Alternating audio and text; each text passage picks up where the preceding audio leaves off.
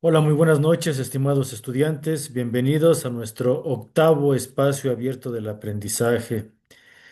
Una disculpa por comenzar a deshora, pero bueno, tuve un incidente de tránsito del trabajo a casa y bueno, todo bien, gracias a Dios, pero pues fue un alcance laminero y lo que llegó el seguro y todo eso, pues por eso es la situación.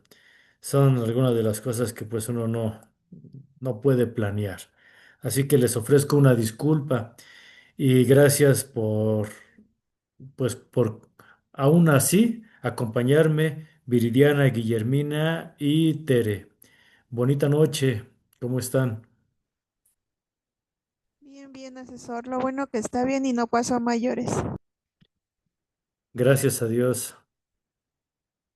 Buenas noches, asesor. Bien, Gracias, aquí estoy. Guillermina. Gracias. Bueno, pues no les pienso quitar ya más tiempo de lo debido. Voy a tratar de ser más conciso. Y bueno, voy a compartir pantalla. Imagínense con qué voy a iniciar. Voy a iniciar con el solucionario de Baldor. Con este documento iniciamos en nuestro primer espacio abierto del aprendizaje y con este documento pretendo terminar. Yo sé que algunas de ustedes me comentaron que hasta lo imprimieron. Qué bueno que lo hayan hecho. Pero si tú todavía no lo has hecho, te invito, te invito a que lo tengas siempre contigo, que lo tengas a la mano, porque estos son los cimientos de las matemáticas. Claro, podríamos comenzar con aritmética, pero ya para el nivel que tú te encuentras, la verdad es que se necesita el álgebra como un cimiento fuerte, robusto, para poder ahora sí ya darle una aplicación en un contexto real. La diferencia entre la educación media superior y la superior es la aplicación. Media superior te da todo el bagaje, todo lo que es el desplante, pero ya el nivel superior te da una aplicación. Los conocimientos adquiridos, toma toda la teoría y lo enfoca en la solución de problemas específicos en la vida real. Esa es una profesión. Así que te invito a que tomes este solucionario de Baldor y que ojalá y un día puedas resolverlo completo, que tú lo puedas comprender al revés y al derecho.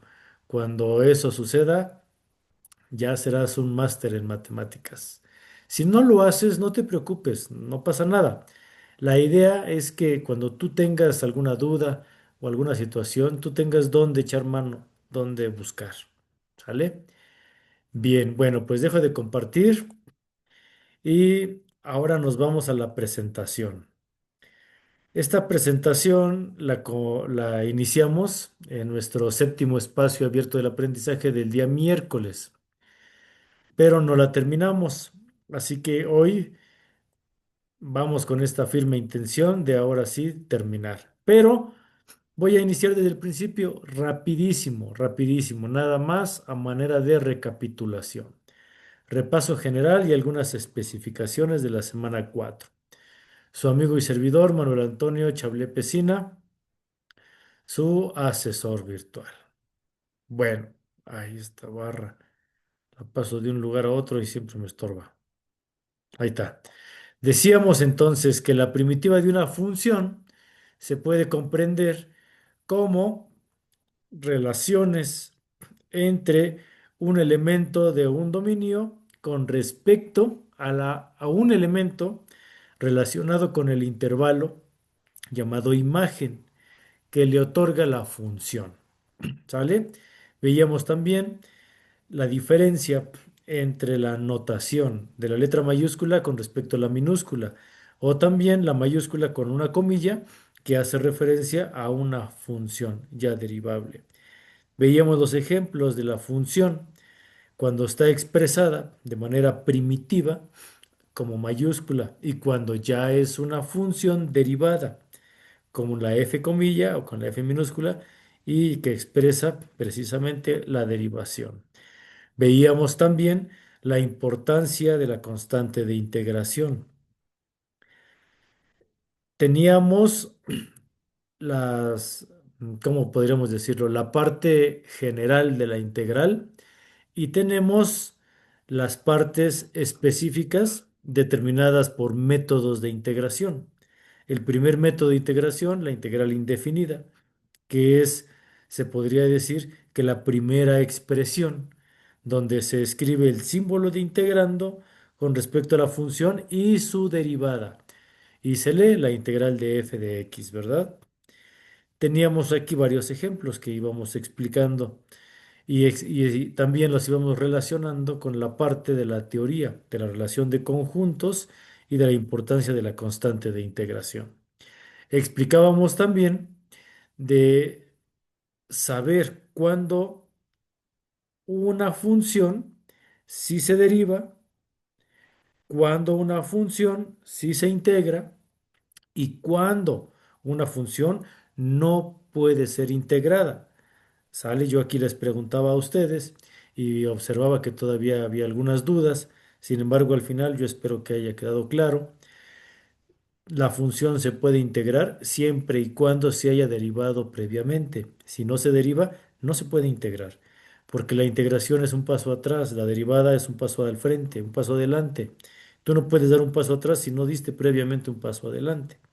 Así lo explicaba yo coloquialmente. Les dije que hoy vamos a ver este mismo ejemplo, pero con un simulador. Terminando esta presentación, es lo que vamos a realizar.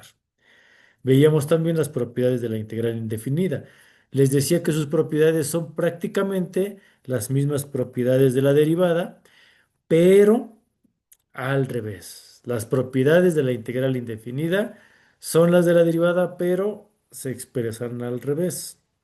Si tú en la primera propiedad tú le quitas un uno al exponente, en la propiedad de la integral le vas a sumar uno al exponente y lo vas a dividir sobre el mismo valor. En la suma o resta de la integral es el mismo procedimiento que de la derivada. La diferencia es que integras términos independientes y una vez que ya hayas integrado, los vas a sumar o los vas a restar, pero teniendo en cuenta una característica que aquí se expresa en la primera propiedad. Si tú tienes constantes, esa constante las tienes que sacar del integrando, ¿sale? Solo puedes integrar elementos expresados en función, no constantes. Y aquí explicábamos qué sucede cuando esa constante está expresada en un exponente. Tú tienes que sacarla también por el inverso denominador y equilibrar la función. Bueno, veíamos las integrales inmediatas también, que son las integrales por tabla. Explicábamos cada una de ellas y cómo ya lo hemos venido aplicando en los transcursos de las semanas en las actividades integradoras. Y aquí es donde nos quedamos. Ahora sí, aquí en las integrales inmediatas, pero para una función compuesta. Tenemos la primera propiedad.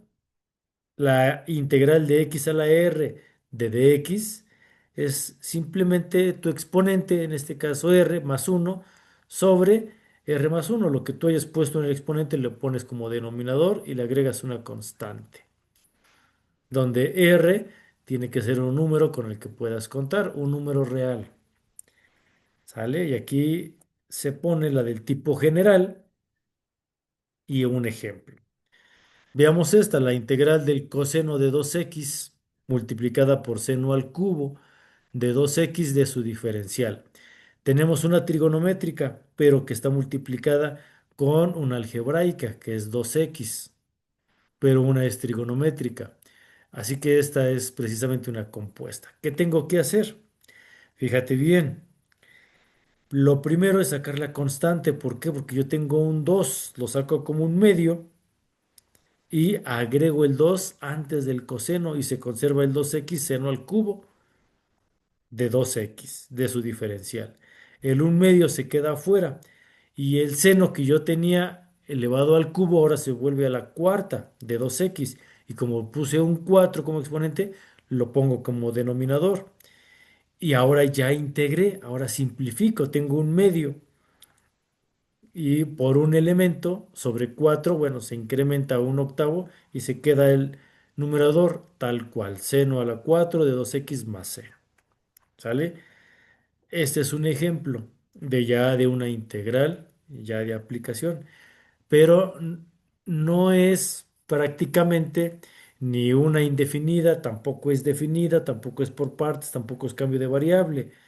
Es prácticamente una inmediata, porque es una trigonométrica, pero está compuesta con una indefinida por ese 2x. Entonces, esto es lo que vamos a ver ahorita. Veamos esta otra, la integral del inverso de x de su diferencial. Sabemos que es el logaritmo natural del valor absoluto de x más c. Entonces, la del tipo general, tal cual, pues es simplemente un elemento con respecto a su denominador. En el ejemplo, tenemos la integral de la tangente de 3x de dx. Y esto es importante porque ustedes me dirán, oye, profe, pero tienes una tangente de 3x. ¿Dónde está el inverso de x? Ah, bueno, tú aquí tienes que hacer uso de la trigonometría. Recuerda, la tangente a qué es igual. Ah, la tangente es igual a seno sobre coseno. ¿Sale? Entonces es simplemente desintegrar una razón trigonométrica. Pero como tiene un 3 tengo que sacarle el menos un tercio y agregarle el menos 3. Y entonces, de esta manera, es como ese menos un tercio, ahora sí, se le otorga el logaritmo natural, que es de la inmediata, y se multiplica por el valor absoluto del coseno de 3x, que es lo que yo tengo ahí como denominador, más la constante de integración. ¿Sale? ¿Y por qué nada más el coseno y no el seno? Porque es por fórmula, observa, es el logaritmo natural del valor absoluto de lo que yo tengo abajo como denominador. Y lo que yo tengo abajo como denominador solo es el coseno.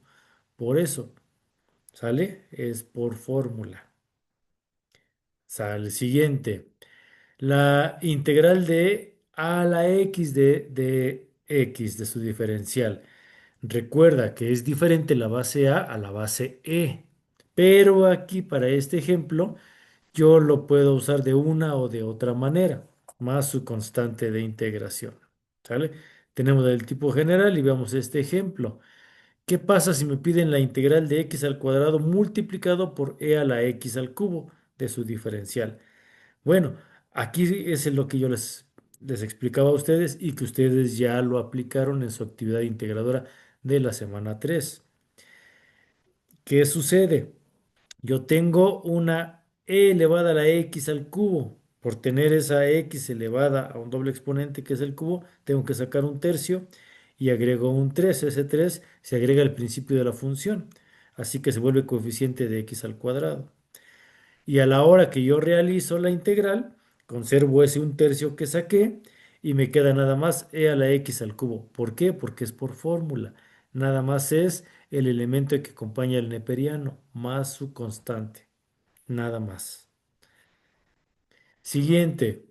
Tenemos otra, la integral de seno de x de dx por tabla, por ser una integral inmediata, es menos coseno de x más c. Tenemos el tipo general y veamos el ejemplo. Tengo la integral de e a la 3x multiplicada por el seno de todo ese conjunto, e a la 3x más 5 de su diferencial. Ahí está la parte compuesta, pero como yo tengo el exponente a la 3, tengo que sacarle un tercio y agrego el 3 como coeficiente al principio de la función. Y se multiplica tal cual por todo lo que está agrupado. A la hora de integrar se conserva ese un tercio y fíjate bien, se le agregó el menos, pero el menos es de la fórmula, porque dice que es igual a menos coseno de x, entonces el menos es de la fórmula y es el coseno de fórmula por lo que está en x, que x es todo lo del paréntesis más c. ¿Sale? Es fácil, es sencillo, pero tienes que comprender el porqué de esa constante que sale, el porqué del cambio del signo porque es una combinación, es una función compuesta entre una inmediata y por lo regular es una indeterminada, por lo regular. Bueno, vamos con la siguiente, la integral del coseno de x de dx por fórmula es seno de x más c. Tenemos la del tipo general y vamos a ver el ejemplo. La integral de e a la 7x por el coseno de todo lo que está en el paréntesis e a la 7x más 5 por su diferencial. Bueno, el exponente 7 tengo que sacar un séptimo y agrego el 7 al principio de la función. ¿Sale? A la hora de integrar, se conserva la constante que saqué un séptimo y por fórmula se convirtió en un seno. Seno de todo lo que está en el paréntesis, tal cual, más c. ¿Sale? Cada vez que vamos haciendo más ejemplos, yo espero que ustedes lo vayan comprendiendo mejor y que se vayan familiarizando con los procedimientos, que aunque se ven complejos, al ir repitiendo más y practicando cada vez más, yo espero que se vaya clarificando. El objetivo de esta presentación es ese, que tú te vayas acostumbrando, que te vayas familiarizando con los procedimientos y que tú guardes este bagaje para cuando lo tengas que estudiar, que repasar. Bueno, esta es otra, la integral de uno sobre la raíz de uno menos x al cuadrado de su diferencial. Por fórmula es el arco seno de x más c. Tenemos la del tipo general, que es lo mismo pero expresado de una manera diferente. Y el ejemplo. Tengo la integral de e a la 3x todo sobre la raíz de uno menos e a la 6x de dx. Fíjense lo que va a pasar aquí. Aquí se factorizó el exponente del denominador con una intención nada más, fíjate bien. ¿Qué fue lo primero que se hizo? Se conservó el numerador, pero en el denominador sucedió algo. En el denominador donde yo tengo uno, la raíz de uno menos e a la 6x, cambió a uno menos e elevado a la 3x al cuadrado. La intención nada más fue que ese e a la 6x tuviera un elemento al cuadrado para que se parezca a la inmediata que está arriba, porque ahí está uno menos x al cuadrado. Entonces se factorizó porque al multiplicar 3x por 2 pues te da 6x. Pero al tener ya ese cuadrado afuera, ya entra tal cual como está en la fórmula de la tabla. Una vez que ya se hizo ese cambio, como yo tengo un exponente a la 3, saco el 1/3 y agrego el 3. Y ahora sí, ya está de acuerdo a como está en la parte inmediata. El 1/3 que saqué se queda tal cual y la integral es el arco seno de lo que está en x. ¿Y qué es lo que está en x? Es e a la 3x porque es solo el numerador. ¿Sale? Nada más. Y es lo que está en el paréntesis en la parte de abajo como denominador por fórmula más su constante de integración. Y ya. Pero se tuvo que hacer esa adecuación, este, este equilibrio, se podría decir, que es reescribir la parte algebraica. Siguiente, la integral de uno sobre uno más x al cuadrado de su diferencial es igual al arco tangente más su constante. Arco tangente de x, perdón. Tenemos el tipo general que es lo mismo pero expresado de manera diferente. Y el ejemplo. Tengo uno sobre uno más 2x al cuadrado de su diferencial. Bueno, aquí también, fíjate bien, volvemos a reescribir la parte del denominador. Yo tenía uno más 2x al cuadrado y ahora tengo uno más y entre paréntesis la raíz de 2x y elevado todo al cuadrado. Ya no nada más está la x al cuadrado, sino tengo todo el elemento, incluido el 2. Es reescribirlo nada más. Y como yo tengo el exponente a la 2 tengo que sacar el uno, pero fíjate bien, uno sobre la raíz de 2 porque así es como lo expresé. Y para que yo genere ese equilibrio, tengo que ponerlo también arriba, raíz de 2 pero ya está todo en equilibrio. Recuerda, lo que yo pongo de un lado lo tengo que poner del otro, lo que yo pongo o agrego o quito en el numerador lo tengo que poner en el denominador y viceversa. Es el equilibrio algebraico, una de las propiedades básicas. Y entonces ya como resultado tengo esa constante que saqué, 1 sobre la raíz de 2 de arco tangente de lo que yo tengo en X y es lo que yo tengo en el denominador, porque así está expresada la fórmula, la integral inmediata, más su constante de integración. Y entramos a la integración por partes. Aquí lo voy a explicar por modelo, pero yo ya te lo expliqué con un video que lo simplifica muchísimo, porque si yo te hubiera puesto primero este modelo, yo creo que difícilmente se lograría comprender. Pero ahora que ya tienes más herramientas, más bagajes, y hasta con esto de la vaca sin cola vestida de uniforme y la palabra hilate, yo estoy seguro que se puede comprender mejor. Pero bueno, así dice el modelo matemático. Si tu función f y tu función g son dos funciones derivables con derivadas continuas, entonces se expresa de la siguiente manera. Tengo las dos funciones expresadas en producto, de las cuales se genera esta fórmula. La función de tu primer término multiplicado por la función de tu segundo término, menos la integral del segundo término por la primera derivada del primer término de su diferencial. Esta es la fórmula, el modelo matemático. Es muy frecuente expresar esta fórmula por la siguiente notación abreviada, que se obtiene cambiando la f de x por u y la derivada de v por la g' de tu función x. Pero tú tienes que tener, como te había explicado, cuatro elementos. Tienes que tener a u y la derivada de u. Tienes que tener a db y a v. Tienes que tener estas cuatro para llegar a estos cambios de variable, que es la integral de u de db igual a v menos la integral de v por su diferencial de u. Ahí está.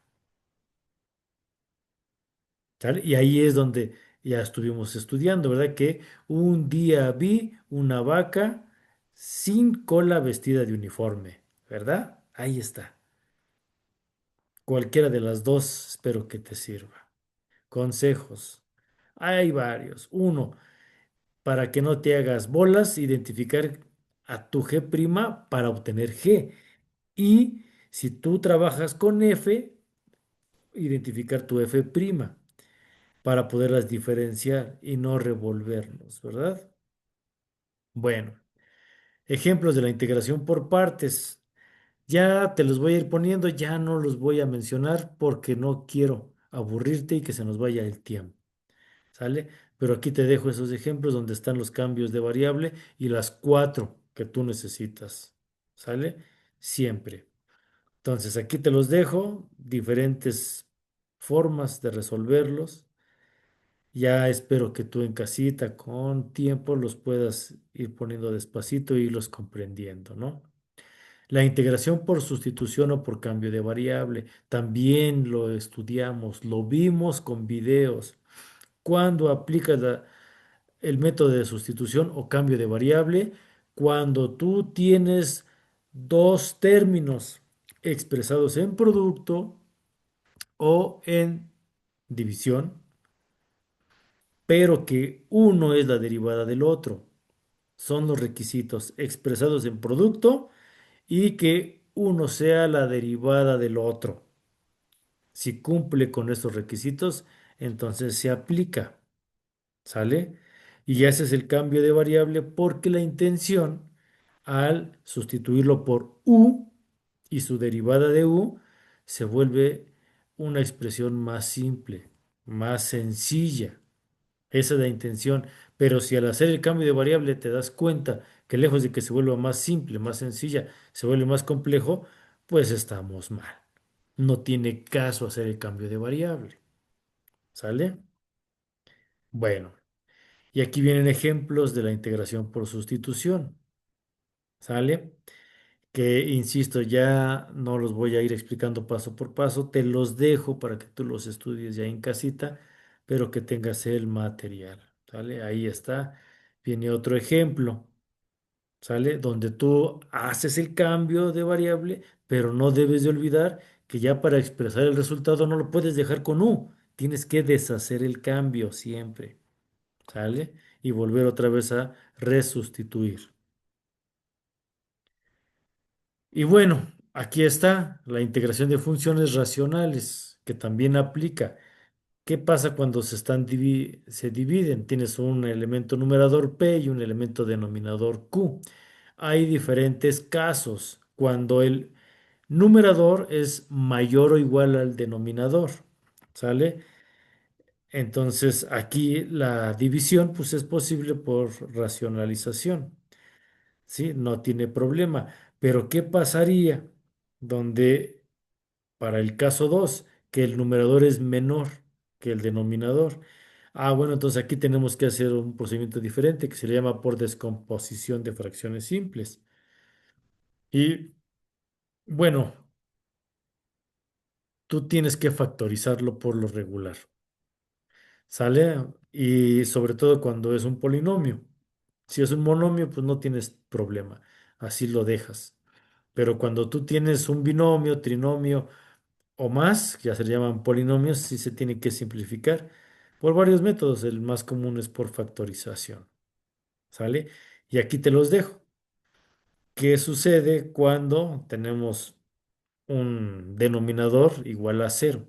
Bueno, hay soluciones reales sencillas y también soluciones reales múltiples para que no caigamos en la indeterminación, que también pudiera ser el caso que efectivamente sí sea indeterminación y no tenga solución. Pero hay que tener cuidado. Primero hay que tratar de resolver diferentes formas, diferentes soluciones. Cuando ya no da ninguna, entonces ya argumentas que sí, efectivamente es una indeterminación. Pero primero hay que intentar resolverla de diferentes formas. Y aquí viene un ejemplo de cómo se factoriza, ¿no? Recuerda que la factorización parte de un tema que se le llama triángulo de Pascal. En el triángulo de Pascal simplemente es la relación de cada término con respecto a la multiplicación de todos y cada uno de sus elementos y se generan potencias. Cada nivel del triángulo es una potencia, a la uno, a la 2, al cubo, a la cuarta y demás. Aquí se explica, por ejemplo, uno al cubo. Si yo desarrollo un binomio al cubo, es el cuadrado del primero más o menos dos veces el primero por el segundo más el cuadrado del segundo. Así se le llama. Y caemos en el trinomio cuadrado perfecto, que al simplificarlo se vuelve el binomio de Newton. Bueno, esto es álgebra. Y bueno, ahí están diferentes ejemplos. Aquí viene la descomposición, el cálculo de coeficientes indeterminados. Y es mucha información, pero aquí te lo dejo. Por ejemplo, este que es por el método de Ruffini, que no es otra cosa más que la suma de pequeños elementos separados de manera independiente. Y cuando tú los sumas todos y los conjugas, se le llama el método de Ruffini, que también es uno de los métodos para el cálculo, utilizado principalmente para secuencias en economía, por ejemplo, ¿no? O también el cálculo de probabilidades. Bueno, el cálculo de coeficientes indeterminados, aplicando esta regla. Y bueno, aquí está todo, ¿no? Eh, bueno, es mucha la información, pero te la dejo para que ya en casita tú la vayas, pues, poniendo, poniéndolo a tu alcance, ¿no? De acuerdo a tus posibilidades. Aquí te dejo una tablita de fórmulas trigonométricas fundamentales que no me alcanza el tiempo de verlo todo, pero quiero que la información, el material lo tengas a la mano y que en algún día ojalá te pueda ser de ayuda. Aquí está la forma de la integral, las condiciones cuando son pares o impares el exponente y el método que tú deberás de aplicar. La forma, las condiciones y el método para las trigonométricas y sus diferentes condiciones, cuando son pares o impares los exponentes. Y aquí ejemplos resueltos. Y la aplicación, que es para el cálculo de áreas. Como ya te decía, la diferencia entre media superior y superior es la aplicación. Y la aplicación ya para nivel superior es el cálculo de áreas. Para eso aplicamos integrales. Para el cálculo de áreas diferenciales también puede ser. Un área diferencial es, por ejemplo, el área bajo la curva a partir de una función lineal. Y tiene diferentes formas, por ejemplo, esa del trapecio rectilíneo o el trapecio curvilíneo, y nada más cuando es el puro diferencial, que efectivamente es error. Y bueno, ya terminé. Ahí te dejo las URLs de la cibergrafía, espero que te sea ya de ayuda, y dejo de compartir. Había dicho que no me iba a demorar tanto, pero es el repaso y para mí es importante que te lleves todo el material completo, ¿sale? Yo sé que entenderlo todo es casi imposible, sin embargo, tenlo, en algún momento te puede servir. Esa es la intención. Bueno, vámonos a lo que quiero presentar sobre el simulador PET. Nada más que déjenme lo encuentro porque ya se escondió. A ver, aquí está. Ok, ya aparece.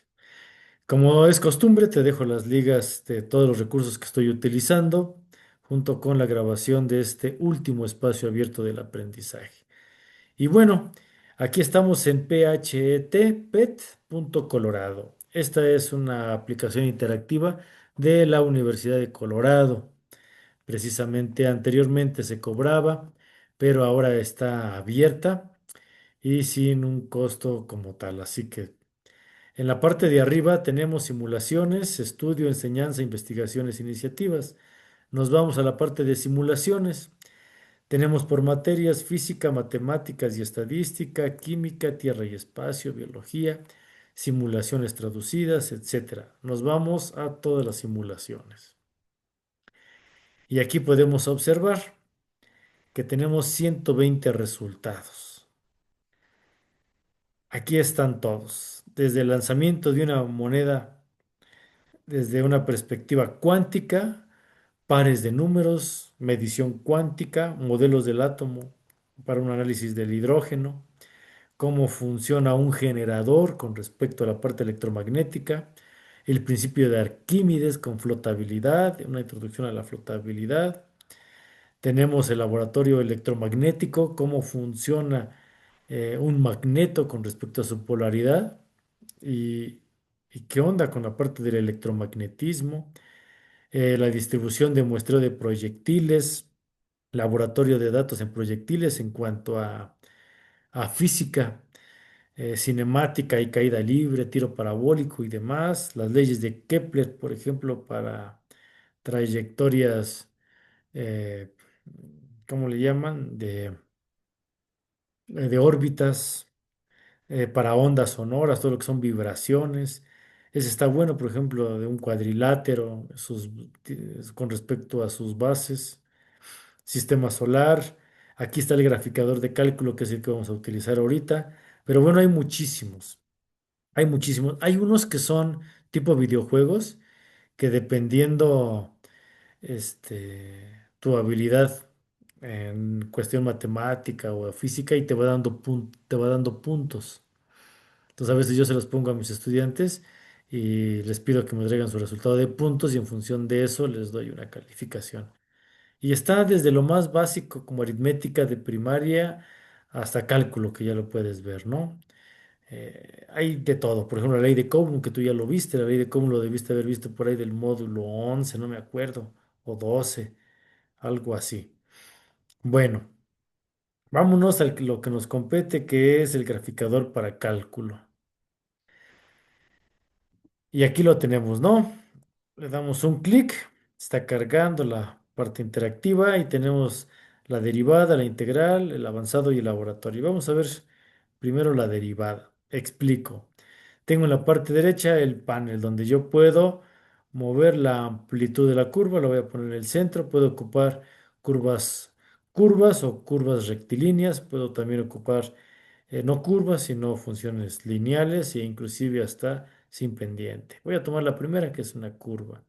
Puedes seleccionar mi línea tangente, mi línea de referencia y mi grid, mi rejilla.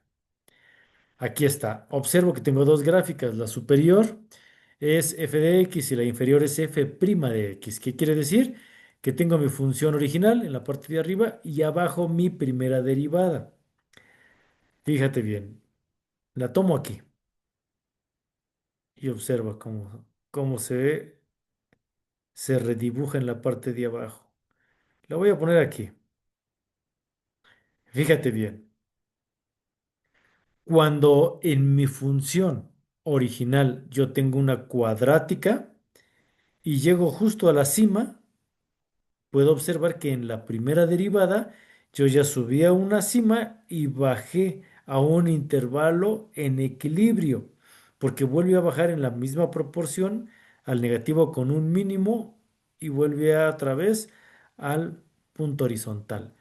Cuando yo estoy en un máximo en mi función original, estoy en un punto cero o también llamado punto de equilibrio, viniendo de un máximo y hacia un mínimo de una primera derivada. Y si yo le doy una variable de dos curvas, tengo dos cimas, un máximo, y en mi primera derivada puedo observar que tengo dos cimas, dos máximos, pero también tengo dos mínimos y dos puntos de inflexión en equilibrio. O sea, todo se va al doble en cuanto a la proyección de puntos de inflexión. Bueno, vámonos ahora al siguiente. Ya vimos derivadas, vamos al de integral. Mismas herramientas en el panel derecho. Ahora voy a seleccionar área bajo la curva y línea de referencia y mi rejilla. En la parte superior puedo observar que tengo una integral. Es una integral definida que va desde 0 hasta x de f de x de su diferencial. Y en la parte de abajo tengo mi primitiva, mi función f de x. Vamos a modificar la primitiva. Fíjense bien. En mi primitiva, ahí está. Y me llevo mi línea de referencia y la voy a poner aquí en mi punto máximo. Observa, cuando en mi función primitiva yo tengo un máximo en una cuadrática, en mi integral no se completa la cuadrática, apenas voy a la mitad de la pendiente. Es lo que yo te decía, que la integral es el paso atrás. En mi función yo ya subí a un máximo y bajé de nuevo en una trayectoria horizontal donde comencé. Pero en mi integral apenas voy en la pendiente, a la mitad de la pendiente, para alcanzar una cima más adelante. Si yo me llevo mi línea de referencia cuando yo ya bajé, cuando ya bajé de mi máximo y apenas estaré yo alcanzando mi punto máximo en mi integral. Va siempre un paso atrás. Ahora voy a tomar el siguiente, que es el avanzado. Y aquí en el avanzado, fíjense bien, tengo mi primitiva arriba, tengo mi primera derivada abajo, pero en el lado izquierdo puedo cambiar a la integral. Ya vieron y puedo ir y regresar. Bueno, voy a seleccionar mi curva, voy a seleccionar línea de referencia y mi rejilla. Y vamos a jugar. Voy a poner aquí en mi primitiva una cuadrática y voy a poner mi línea de referencia justo en su máximo. Observo que en mi primera derivada estoy en un punto de equilibrio, ya hay un máximo y se proyecta un mínimo. ¿Qué pasa con esta distribución en mi integral? Bueno, pues la integral apenas va a la mitad, fíjense bien, como decíamos, a la mitad. Si yo me regreso y ahora yo tomo una segunda curva en la primitiva y voy a seleccionar mi punto de equilibrio, fíjense bien, en la primera derivada Yo ya tengo aquí dos máximos, dos valles y dos mínimos.